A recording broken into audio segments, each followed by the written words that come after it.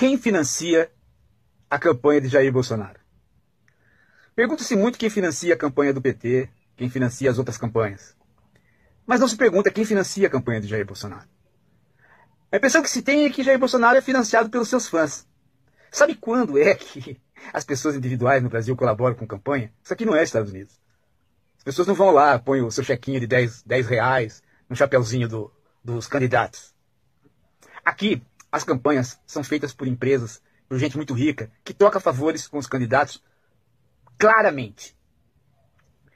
E no caso do Jair Bolsonaro, há um agravante aí. Porque a questão que aparece na imprensa, e é por conta dele próprio, é que ele é um candidato de caráter fascista moral. Então toda a discussão, né, moral vai na frente, toma conta do cenário político. Pela primeira vez se está tendo uma campanha onde a discussão é exclusivamente moral. A campanha do Collor já foi assim. Ela deu o primeiro sinal de que nós estávamos transitando por uma moralização da política. Que é bom, não é ruim. Então quem é que está realmente fazendo essa campanha de modo a tornar um completo imbecil um candidato semi-viável?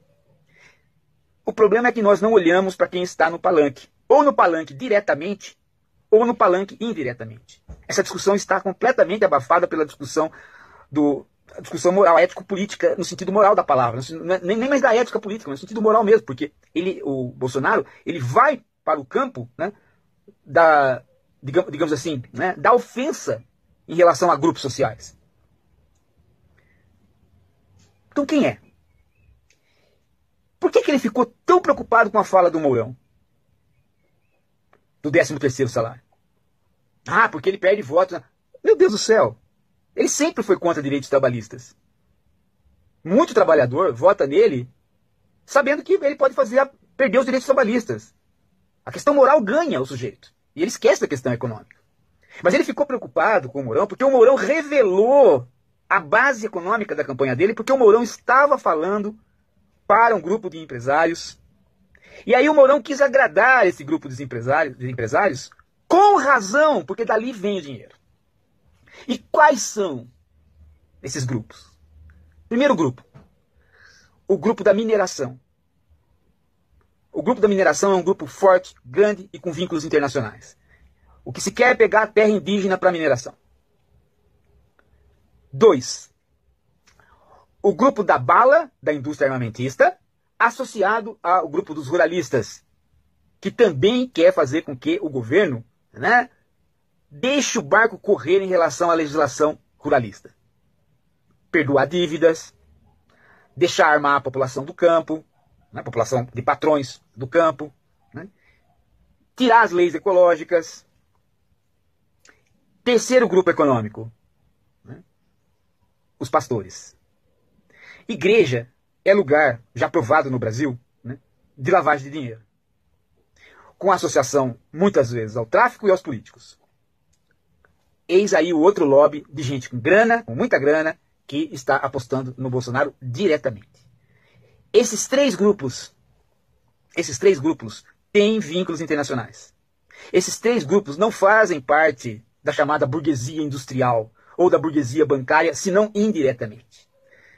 Então, por incrível que pareça, né, o Bolsonaro representa, da parte da burguesia, né, da parte dos patrões, justamente a parte mais atrasada e justamente a parte que menos tem a ver com o futuro, porque ela trabalha com a exploração da fé, a exploração da vida e a exploração da terra. Minério, da terra, a vida, das armas, a fé popular pela religião. Esses três grupos são as forças que estão unidas com Bolsonaro. E é esses três grupos, né, é essa força unificada, que não é tão unificada assim, por isso há os conflitos internos no bunker do Bolsonaro, né, que quer o comando do país. Nunca, gente, nunca forças tão retrógradas se agruparam com possibilidade de fazer um candidato. Elas sempre foram na rabeira. Então, assim, às vezes essas forças iam na rabeira da Fiesp, iam na rabeira dos banqueiros. Agora não. Agora elas se desprenderam das forças urbanas. e estão com o próprio candidato.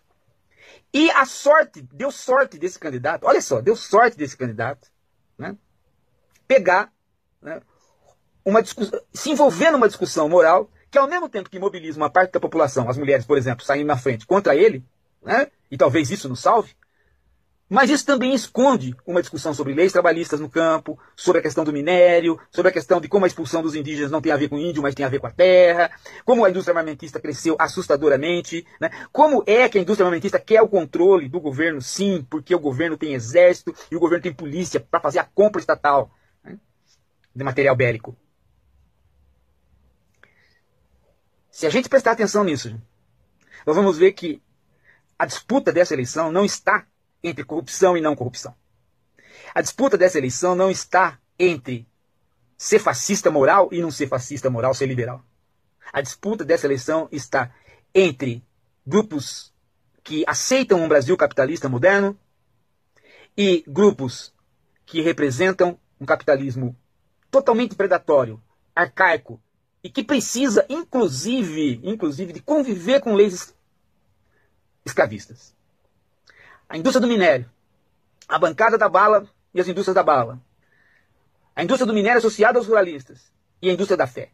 Esses três pilares, gente, representam exatamente o Brasil arcaico, o Brasil que não pensa, o Brasil do analfabetismo, o Brasil que pertence ao campo. Reparem bem como aumentou o número de deputados que vem da bancada ruralista e da bala, o número de deputados que vem da própria polícia, o número de deputados que vem das correntes evangélicas. Reparem como isso aumentou assustadoramente. E reparem também, gente, como que não há possibilidade de campanha nacional sem dinheiro. E esse dinheiro está vindo desses grupos. A disputa entre o Brasil arcaico e o Brasil moderno, dentro do capitalismo e da democracia liberal, é o que está em jogo. Se o Bolsonaro ganhar, ele vai ter uma bancada desses três pilares. E ele vai levar este país para um grau de violência no campo, para um grau de deterioração ecológica, que nós vamos demorar muitas gerações depois para recuperar, se é que vamos recuperar. Presta atenção nisso. 2 anos depois do desastre ambiental em Mariana, Minas Gerais, as águas da bacia do Rio Doce ainda sofrem com a contaminação de rejeitos. A mineradora responsável pela barragem foi multada pelo IBAMA em mais de 340 milhões de reais, mas a empresa recorreu e até agora não pagou nenhum centavo. O índio não quer latifúndio, o índio quer energia elétrica, ele quer uma televisão, tá? Ele quer internet.